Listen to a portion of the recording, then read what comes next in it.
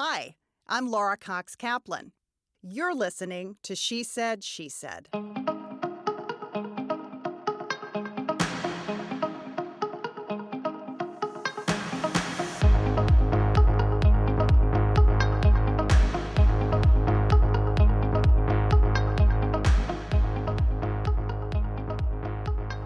Cathy Merrill is the CEO and president of Washingtonian Media, a media company that includes the Washingtonian magazine. The iconic 54-year-old magazine is read by more than 400,000 people and is the winner of 5 national magazine awards. Cathy's parents actually started the company that she now runs before she was born. But her ascension to the helm came under sad circumstances when she took over after her father passed away suddenly in 2007. Since that time, she has expanded and evolved the company footprint to include additional publications, events, and a digital platform. We'll talk to Cathy about family legacy, the importance of community, the future of magazines, and appreciating and honoring history while learning to own your own story at the same time. Cathy, welcome to She Said, She Said. Thank you for having me, Laura. It's delightful to be here. I'm so excited to have you. You and I have been friends for many years, so this is a real treat. Yes, we're getting to spend some time together in our busy lives. I know. Let's talk about how this all began. Was it inevitable that you would one day be in this role, even though the circumstances, obviously, that brought you here were very sad? No, it was not inevitable at all. Both my parents grew up in very modest means. My mother really I would call below modest. Her father was a coal miner in Scranton, Pennsylvania. Both my parents did well for themselves, got themselves educated, and made a very good, better than good life for themselves. And so when we were being raised, they would say to us, hey, we started with nothing and we did pretty well. We're giving you a great start in life, great education, travel, things. You have to go find your own life, find your happiness, find your own path. So it was not inevitable. However, as I got older, in my late 20s, early 30s, sometimes my father would say to me, you might be a good fit for Washingtonian. I lived in Washington after college. I loved Washington. And so it wasn't totally out of the blue.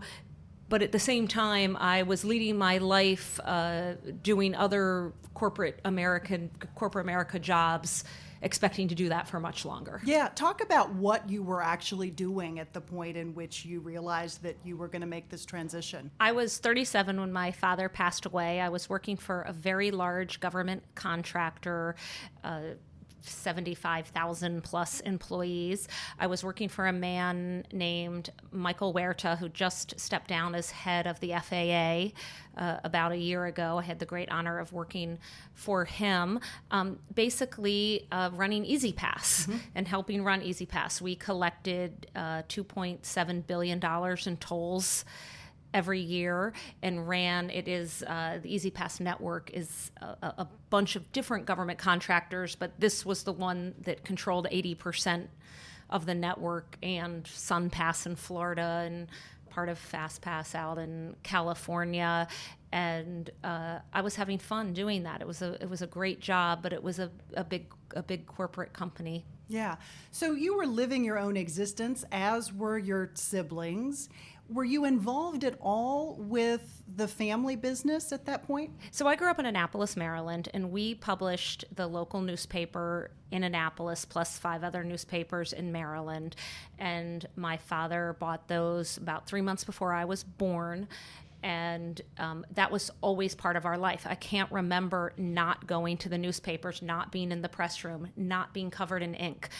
We would run around the place, and maybe it was pre-OSHA laws, but we would start the presses and we would, just be everywhere. And it was really, really a big part of my childhood, part of my heart. And when I think about leadership, this is what your podcast is a lot about. That company, which we owned for 40 years, was tragically where the 5 journalists were shot in Annapolis last summer, about a year and a half ago. And so that was difficult. We no longer owned it, but we knew the people and we know the community. And, that is where people really stepped up, and we're really proud just really proud of the people there. Absolutely. And but to directly answer your question, I was not prepared, but I knew a lot about the business through the dinner table, through osmosis. We had that kind of dinner table that my parents talked about business and what was going on in the community always, every night at dinner. Yeah. I have a hard time imagining how difficult it was for you at the point in which you were grieving your dad and you realized that this is what you're probably meant to do. And stepping into that office, his office, for the first time, talk about what that was like. I also had a 2-day-old child when my God. dad died. So there was this added, I don't mean to laugh because it was a very difficult time, but it was a very added complication. So I knew the team there because when you run a family business, you know the people there. So it wasn't really as daunting as it might seem, because I knew the people in the company. As I learned within several months, or maybe closer than that, it's very, very hard to manage people who you knew as a child who were older than you. Yes. That's difficult when you see a change. But I also knew my father used to use this Latin phrase that it's roughly translated like morta a mano, I think is the phrase. It means hand from the grave. And he would, if he talked about estate planning ever, or when he and my parents would die, he would say, hey, you guys got to live your own life. Don't morta a mano, hand from the grave. You can't do the wishes of someone who is dead. You have to do what is important to you and what you want to do. So I sort of always just felt that was okay. And he was on my shoulder, sort of saying, hey, make your own mistakes, do your own thing. As I've been there for 14, 15 years, I do see in other businesses, family businesses, people trying to do what their parents wanted them to do. And I think there's more struggle when the parent is there and someone's taking it over. I sort of had freedom, and my siblings extremely supportive, and that really helped. And my mother, who was alive, also very, very supportive. Yeah. Was it difficult given the fact that your mom was still around? So when you would make decisions about the business, how, maybe it was a departure from the way that your dad would have done things. Do you think it was hard for your mom? It was not hard for my mom. My mom, it was almost the opposite. So my father he actually served in 7 administrations. Mm-hmm. He would go in and out of government in some government roles, and my mom would run the company.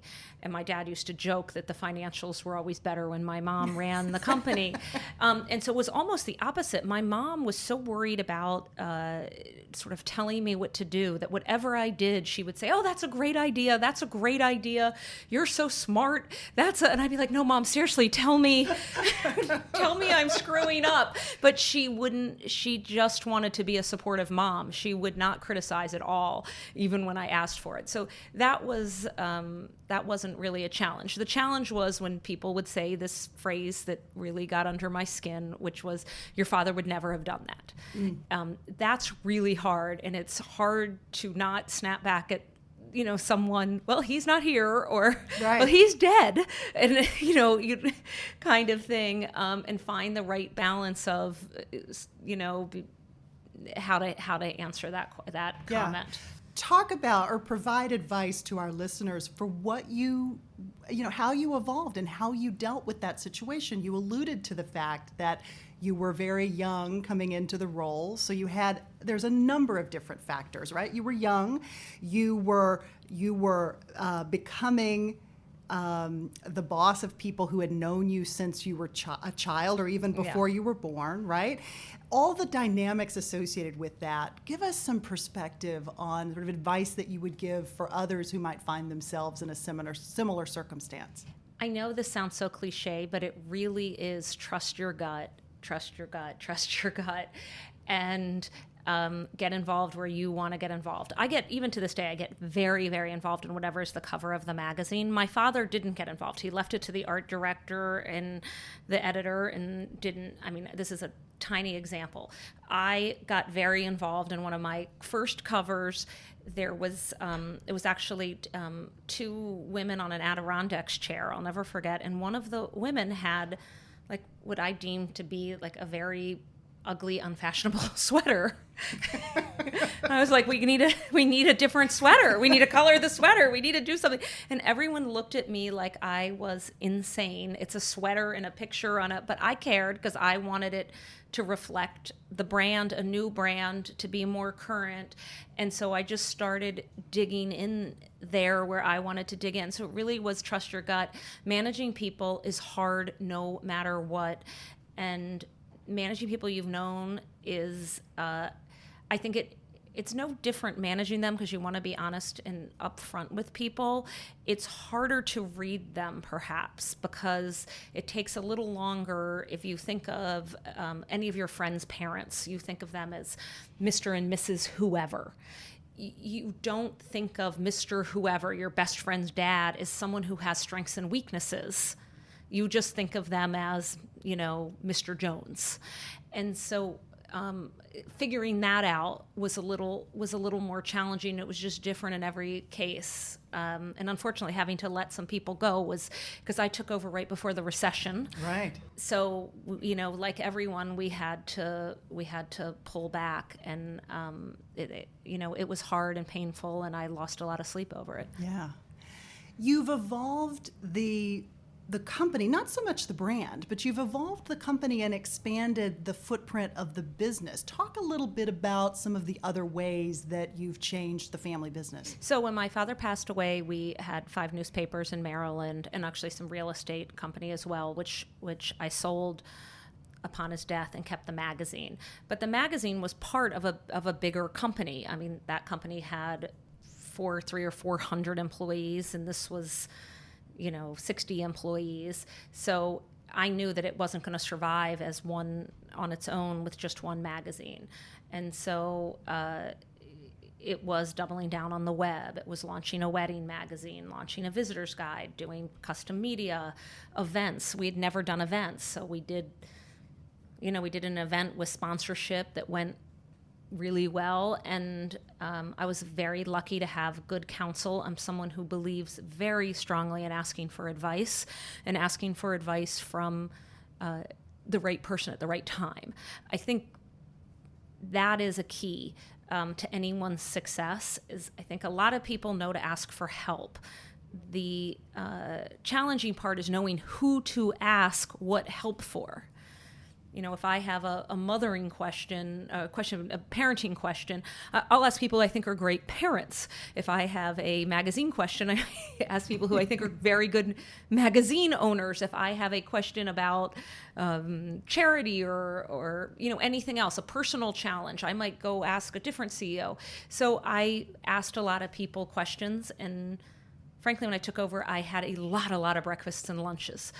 A lot of people called to say, can I take you out to breakfast or lunch? And I said yes to every single one because I wanted to hear what people had to say. Mm-hmm. Do you develop a go-to set of a finite number of people who you are constantly bouncing ideas off of? Or are you just constantly sort of whatever the question is, you go to the person who you think is the best expert? What's your advice for other people on whether you call it mentorship or whether you just call it getting good counsel? How do you approach that? I approach it the latter. I have a question. I think to myself, who would be a good person to answer this? Who do I think is the smartest person in this field with the best advice? And I go to that person. Now, like everybody, there's certain people who are just really good across all fields. So those tend to be on, your mentors that you call a lot. But I always think who has been through a similar challenge or who has something interesting to say. And then I might counter it with somebody else because you want more than one piece of advice. Yeah. I've heard you say that feedback for you is something that was kind of hardwired because of the nature of the family that you grew up in. You guys were in the newspaper business. People were always giving you and your family feedback, whether Yes. you wanted it and asked for it or not. Talk a little bit about that experience and how receiving that unwanted feedback, perhaps, actually shaped you and maybe made you a little bit more nimble in terms of, it can be hard to hear negative feedback. So talk about these. Well, I think growing up, if anyone who grew up in a small town knows the power of a newspaper in a small town. So, we went to high school. People knew my family published the newspaper, and they would walk up in the halls and complain that, we spelled their name wrong in the JV lacrosse game, and they scored a goal, and we spelled Stein, Stein, or IEN, or whatever something. And I started out, I would say, you should check the roster, because they actually take a photo of the lacrosse roster. The newspaper doesn't know every JV lacrosse player in the county. And people would get really mad and say, no, my coach knows how to spell my name. That was when I was sort of in middle school. And by the time I got to high school, they would complain, and I would say, oh my God, I'm so sorry. I will let my father know that we spelled your name wrong, but you might just consider checking the roster. And then people took the feedback better. So I think learning how to respond to it is one thing.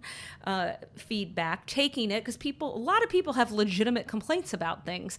And I would hear my father say, tell me about that. Tell me. And I have no fear at all of saying I screwed up. Like, hey, we messed up. We made a mistake. If you were in the publishing business, and I think this is fundamentally different than other businesses, all publishing businesses have correction pages. Print, now they do it online. You get used to correcting things. Here's the correction. We made a mistake. So I'm very, very good about both taking feedback, about saying we screwed up. The kind of feedback I think that's hard for everybody is personal feedback. And so, especially if it's just negative or outright critical and not necessarily constructive. Well, I think I think most feedback is constructive. I mean, and I was lucky. I was a partner in a management consulting firm for 7 years where we had very formal reviews. And I think there's two kinds of feedback, and I try to do this with my own people. There is skill set feedback, like, hey, Laura, you need to learn numbers better. I mean, not you personally. I know you, PwC, you know your numbers. But I want you to get more experience making financial models, or I want you to cross-work with this department over here. Those are skills.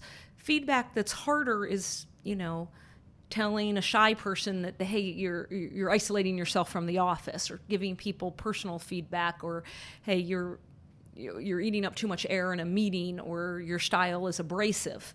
It's both harder to tell people, it's harder to hear, and it's harder to change. Mm-hmm. But people need to separate those two different kinds of feedback. Yeah.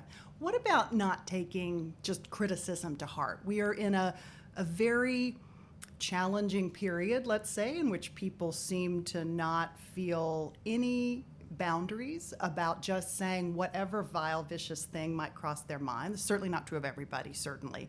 But many people are much more comfortable with that on Twitter, on various social platforms. How do you deal with stuff like that? You must get it. Everybody does. No one is immune to criticism, whether it is something we say. It's funny you say that. We had our big Tech Titans event where we have all the tech leaders in the region, and I tweeted a picture and it got criticism because it was me with a group of Indian guys who were my friends who happened to run companies, and I said I was proudly with them, and then I got criticized for leaving out non-Indians. It was a photo. I mean, this kind of thing. I think the secret is to not let it bother you, and to move on and what's coming up the next day. I don't think there's any real secret sauce there. And to be able to separate legit criticism from non-legit criticism, maybe that's the secret sauce. When someone criticizes me like that instance where, I know that they don't understand the event and what was going on and what I was trying to portray, it doesn't bother me. Legit criticism, hopefully you can take it, absorb it, and see what you can do differently. Yeah, yeah. Let's talk a bit about the culture in the organization that you have tried to maybe maintain, the culture that you've tried to create on your own, what your vision is for that. Talk a little bit about that. I love Washingtonian's culture. It is such a collaborative, wonderful place to work, and I knew that when I got there, so I have just wanted to grow it and expand it and not mess it up has been my main purpose and goal. The vision, Washingtonian, whatever format you read us on, whether it is in a tweet online, on the web, in the magazine, at an event, we are all about two things, and they haven't changed. Even in this communications revolution, they haven't changed. How to get the best out of Washington. So this is your best restaurants, best top doctors, all of the top and the best lists, things to do this weekend, where to go, what to do, and also how Washington works. So insightful articles into how our region works.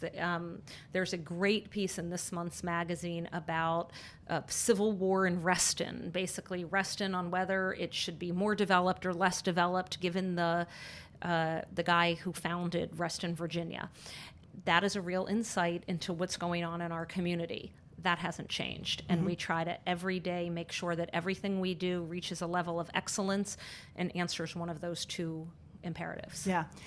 You have told a story, and because you and I have known each other a long time, you've spoken to my intern groups when I was at PwC, and I've heard you tell this great story about the importance of getting the small things right. So the chocolate chip cookie test. The chocolate chip cookie test, which I love. I want you to tell that story and why, and sort of how that underpins kind of what you think about as it relates to the culture. I tell this to all of our interns and every new employee that comes into the magazine. In the 1970s, we did a taste of chocolate chip cookies, and we rated the best and worst cookies. Now people don't do so much worst. Back then, everybody did best and worst. And Giant Food, the large grocery chain here in Washington, D.C., their cookies came out worst. They were the number one seller of our magazines and also the number one advertiser of our newspaper. So they were, our biggest customer by a lot. And we put in that their cookies were worst. And the guy who founded Giant Food, a guy by the name of Izzy Cohen, called my father. My father had never met him, and he hears Izzy Cohen's on the phone, and Izzy says to him, "Hey, I just got my Washingtonian, and you said that our chocolate chip cookies are the worst. We are very proud of our Heidi bakeries. We have poured millions and millions of dollars into our bakeries, and I'm going to tell you something, mister. We just had a meeting, and by Friday, all of our bakeries will have new chocolate chip cookies. We're changing the recipe." And I tell that story to people for two really important reasons. One is great executives don't complain about problems, they address them. This gets back to your thing on criticism. They know what is a real criticism and what's not. We had that cookie tasting we had Girl Scouts do the tasting. So they knew we like to do that. Sometimes we have the Port Council rate chicken, or we'll have, we had Nats players rank hot dogs for us.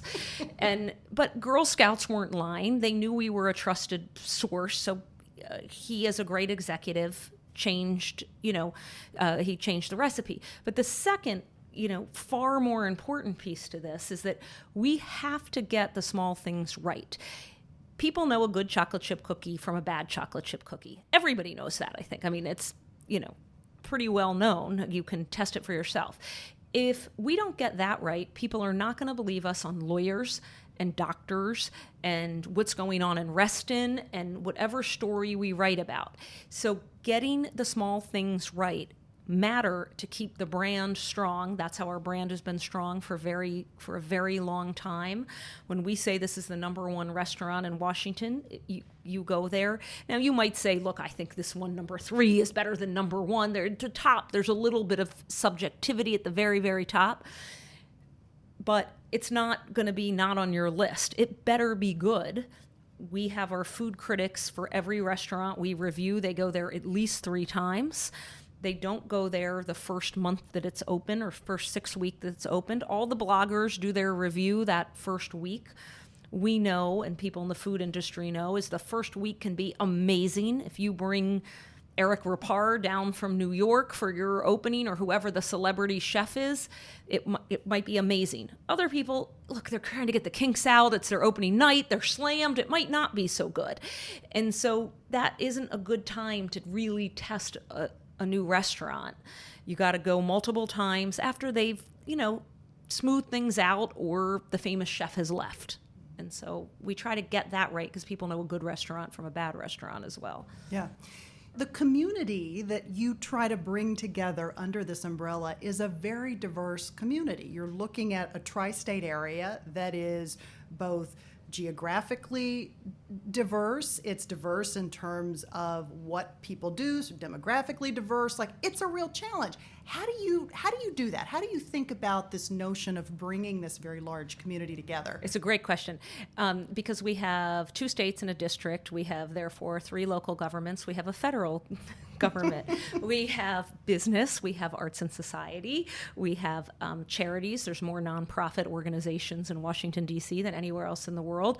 And we have a large journalism community. It goes on and on, not to mention, I think we have either the 2nd or 3rd largest college population in the United States, next to Boston, and there's arguments over who's number 2, so I'm not going to say. I think we are.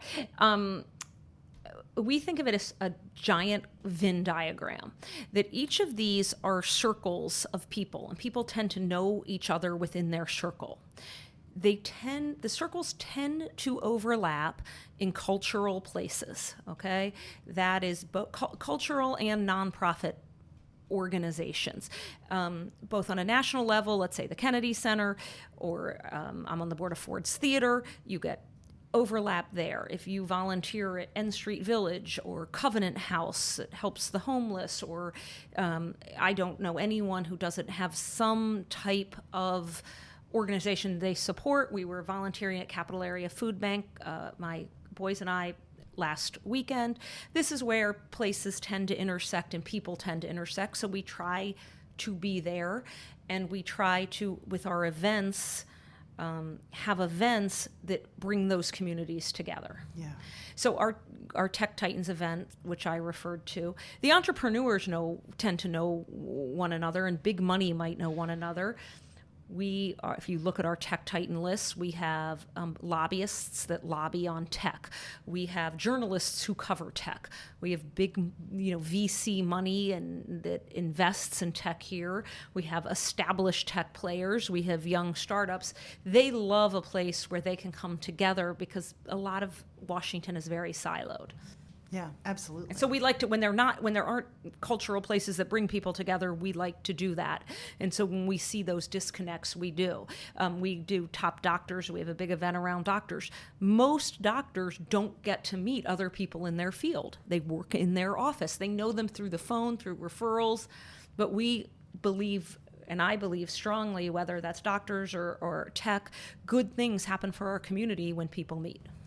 And it really extends that whole notion of what it means to be a community. Yes, and I'm very involved. I'm on the Board of Trade, the Economics Club, Federal City Council. These are also places where leaders come together in Washington. Yeah.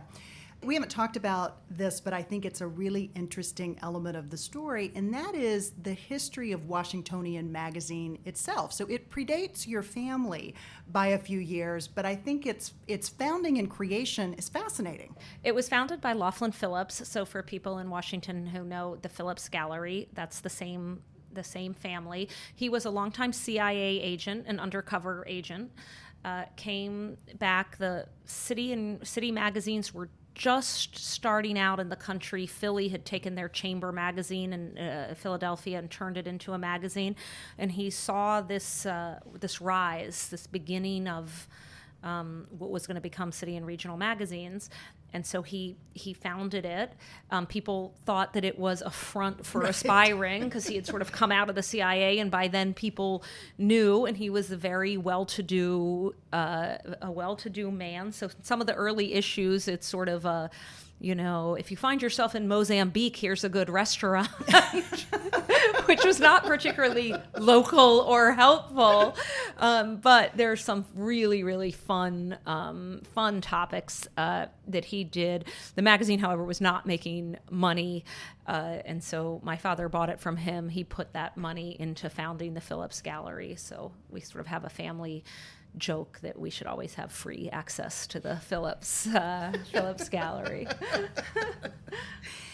Cathy, talk about what perhaps has surprised you the most about yourself, or maybe what you've learned about yourself in taking on this role.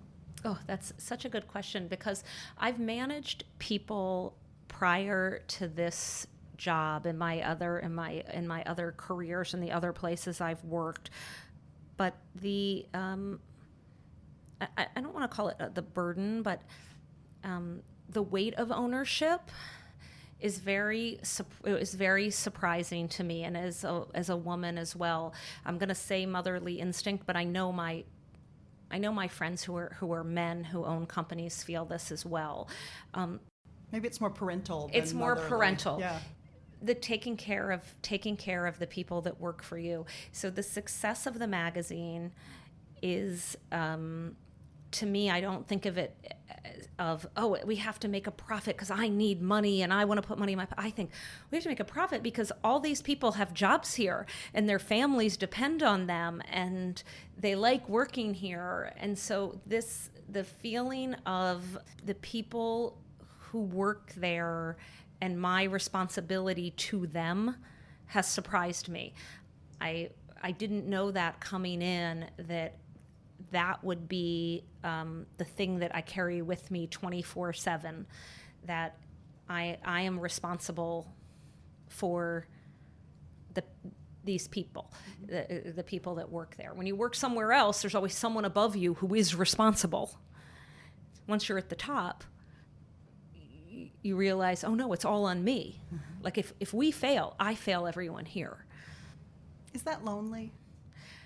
It can be very lonely. It is not lonely only because I have a very strong network of other CEOs in the region. So we're all kind of lonely together, if you will. But that network is probably my best and most precious network.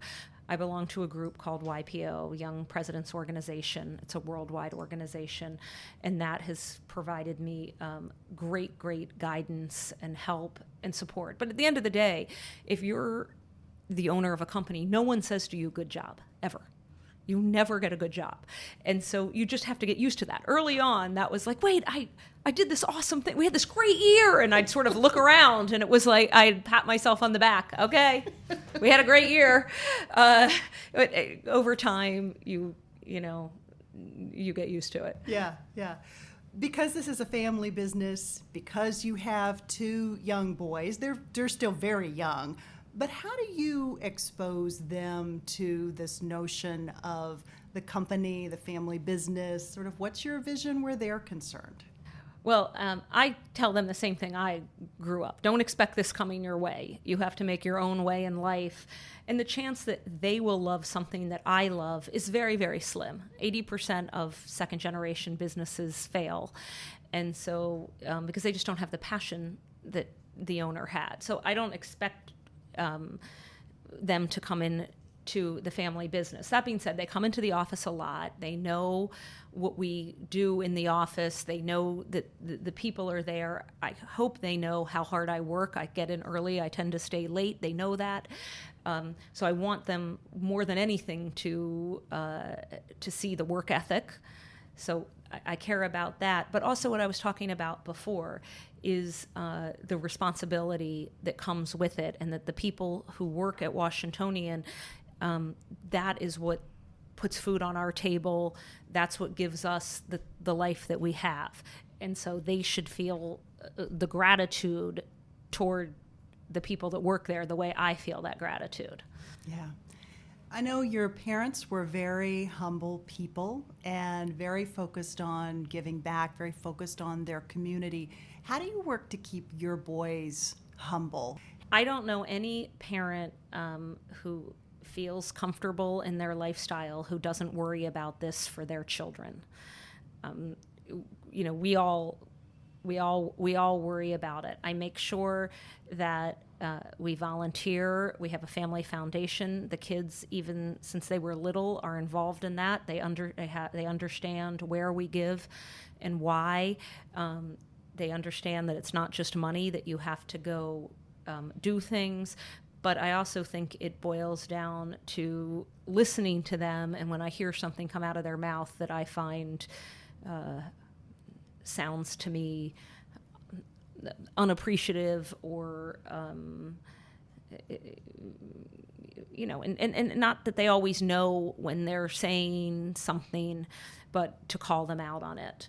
And so calling them out, not calling out someone who has less, but making sure they understand.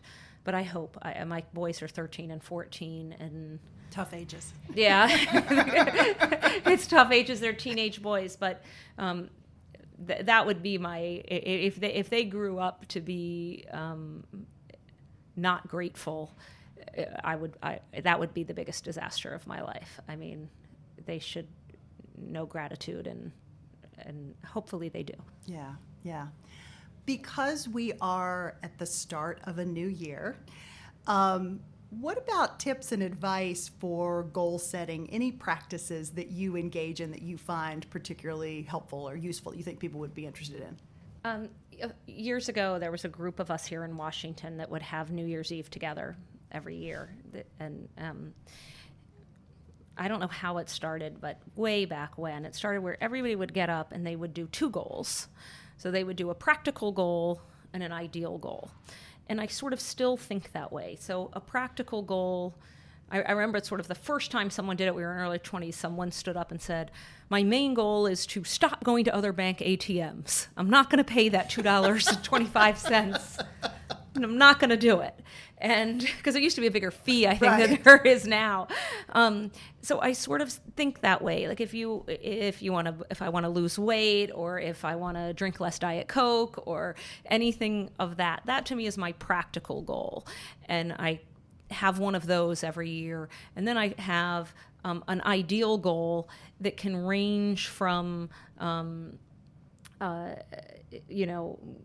make sure I'm measuring my gratitude and keeping a gratitude journal and holding it in my heart, or it can be I need to do succession planning for the company, or something of that level. I think of it in those 2 buckets. So, Cathy, what's your advice for a young person who's aspiring to work for Washingtonian, to actually sort of launch their career and do well in it? What do you tell them? I think there's 2 things. The first is, especially for a young person who's in their 20s, is you have to work as hard as you can work, and you have to work more than that. I tell my kids, you get into work before your boss, you leave after your boss. Everyone wants balance in their life. I get it. You want to spend time with your friends. You want to go to the movies. You want to go hiking. But the ugly truth that people don't tell you is that your 20s are a time to work, because, well, if you want to take time off, the person at the desk next to you is going to work harder, and they're going to work longer. Laura, I know the hours that you worked when you were in the White House.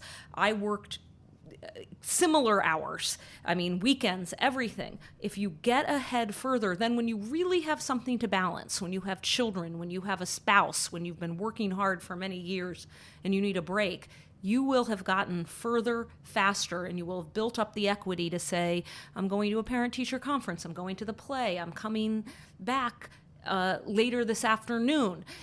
It is the truth of life is that you are competing with the people around you, and the way to get ahead is hard work.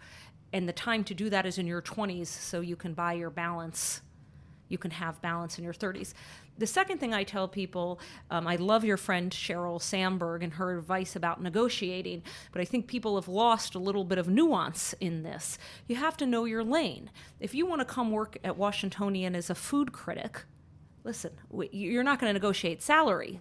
If you don't take the salary I'm offering you, there's 1,000 people in line behind you who want that job. Step aside, I'll take the next one. If you want to come in and be a salesperson or you want to be the head of sales, you have all the power in the world to negotiate, because the world is one long search of great salespeople, people who can generate revenue, make businesses go. And so they have a lot of leverage to negotiate. So understand where you are before you implement the rules of negotiation. Yeah. How about one layer on top of that, which is women oftentimes negotiate differently or not at all Yes. compared to their male counterparts. What do you see as it relates to that? I think it's true, but I think that it depends where you are on that totem pole. So at the upper end where you really have leverage, women do need to lean in. They need to know their value, and they need to stick by their value. And so I 100% agree with her. But if you are coming out of school, you don't really have the power, or you're in a job that a lot of people want, get the job and then negotiate once you're in the job and you've established yourself as a star player. Yeah. How about this notion, too, back to your earlier point about really investing and working hard in your 20s so that you can invest and maybe have more flexibility later. But for women, sometimes we can put our heads down, work really hard, hoping that someone will notice the amazing job that we're doing without really focusing on how to think strategically about that job, our commitment, where we're investing our time. So how do you get that balance right? I'm not sure if you get the balance. I think you have to learn faux humility so that you do sometimes have to toot your own horn in a way that doesn't make you sound like a jerk. To say, and I think men do this better than women, but say, hey, I'm really proud that this project came out so well. I put a lot in to making this come out, and I am proud how it came out. So I think there's a little of that. I also think people always know who did the work. Fundamentally, in my 20s, I worked so hard in my 20s, and I was afraid that like someone wouldn't know that I did all of this. And eventually someone has a question, and then the boss's boss can't answer it. It gets kicked down.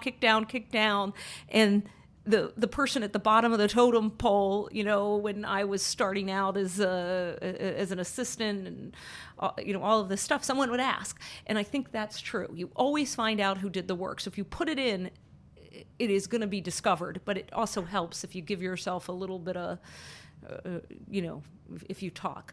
But that leaves me with one other piece of advice or thought that I have that I got from my father, which he said, people underestimate how important relationships outside the office are.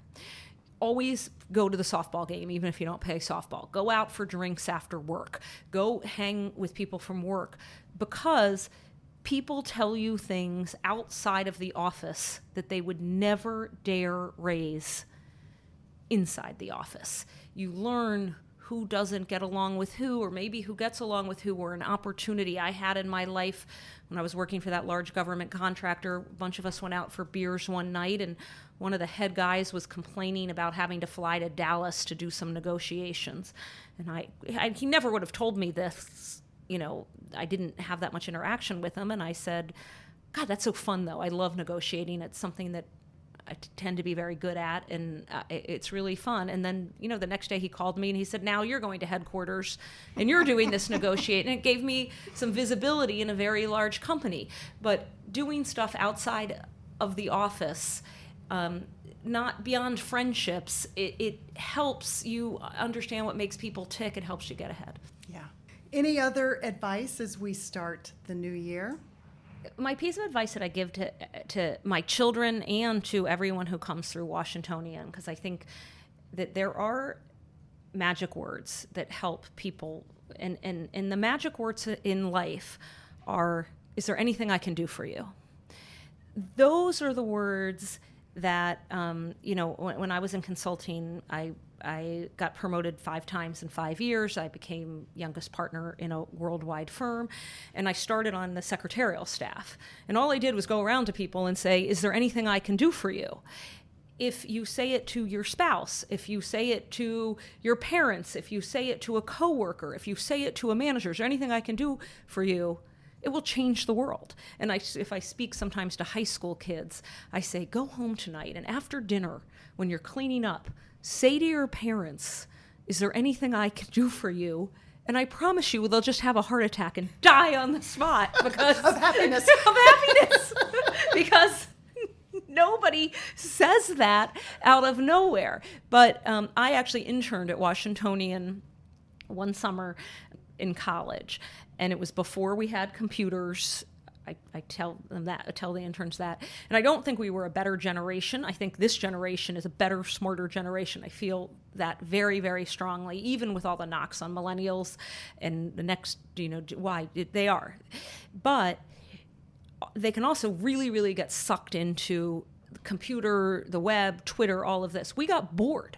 We had to get out of our chair, walk around the office, and say to people, is there anything I can do for you? When you do that, you establish a relationship with someone. So if you want to get ahead at work, it's not that hard. That is the way to get ahead at work, is just go around to people. And even if you have no extra time and you're working your butt off, find extra time. Work weekends, work late, work night. The responsibility will flow to you. You will get promoted. And, your life will be headed in the right direction with those simple words. Is there anything I can do for you? It's fantastic. Cathy, thank you so much. Thank you for having me. Oh, I loved fun. it. I really loved it. To learn more about Cathy, check out the show notes where I will include links to the Washingtonian, Washingtonian Media, as well as a few photos from our visit today. You'll find all of our insightful, inspiring She Said guests like Cathy wherever you download the podcast or on our website at www.shesaidshesaidpodcast.com. And if you're enjoying these conversations, please help me spread the word and share them with others. And if there are topics that you especially enjoy or that you want to hear more of, let me know that too. You can contact us on the contact link on the website. And as always, thanks so much for listening and for being part of this growing community of amazing women.